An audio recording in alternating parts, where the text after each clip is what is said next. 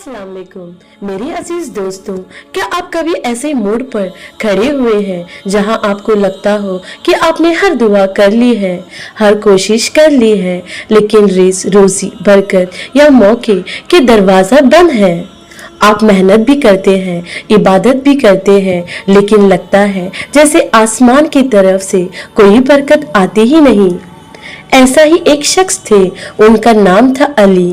अली हमेशा परेशान रहते थे, उनकी दुकान चलती नहीं थी, कर्ज बढ़ रहा था और उनकी सेहत भी ठीक नहीं रहती।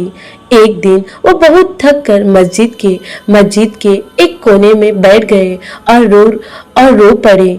उन्होंने अल्लाह से कहा, या अल्लाह, मैंने कौन सा गुनाह किया है?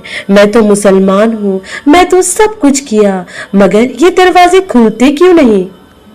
अली का सवाल शायद हम सबका सवाल है।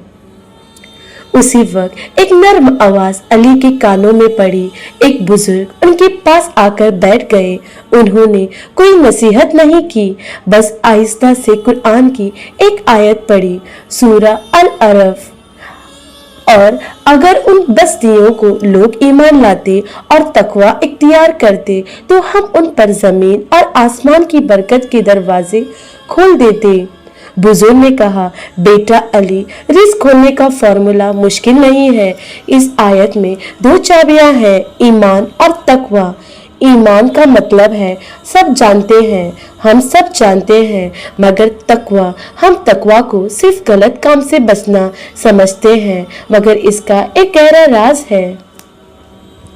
बुजुर्ग ने आगे कहा, तकवा हासिल करने का एक रास्ता है, सियम, रोजा, मगर ये सिर्फ खाने पीने का रोजा नहीं है। याद करो हजरत मरियम को, उन्होंने अल्लाह के हुक्म से जुबान का रोजा, फास्टिंग फ्रॉम स्पीच रखा था। सोचो रोजे का असली मकसद क्या है? आपने आपको बाहर की दुनिया से थोड़ी देर के लिए काट लेना। मिसाल के तौर पर जब आप 5 मिनट के लिए भी अपने फोन को साइड में रख देते हैं, गॉसिप छोड़ देते हैं और दूसरों की राय पर गौर करना बंद कर देते हैं, तो आपके दिमाग पर होने वाला हमला रुक जाता है। ये जो खामोशी आती है, इसी में आपकी फितरा, पाकीज़ा असलियत जागने लगती है। जब वे फितरा जागती है तो आपको गलत और सही का फर्क पता चलता है। यही तकवा है, हमेशा उस फितरा की निगरानी में रहना, यही सोचना कि अल्लाह मुझे देख रहा है। अब आते हैं दूसरी चाबी पर, ईमान।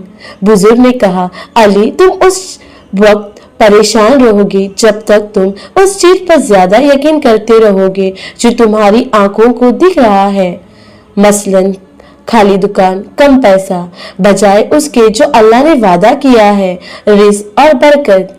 ईमान क्या है? ये वो हिम्मत है कि आप खैर मौजूद पर ज्यादा यकीन रखो जैसे वो अभी मौजूद है। अगर आपके मालिक ने वादा किया है कि इस महीने तनख्वाह मिलेगी तो आप शक नहीं करते, आप महीने भर काम करते हो। क्यों?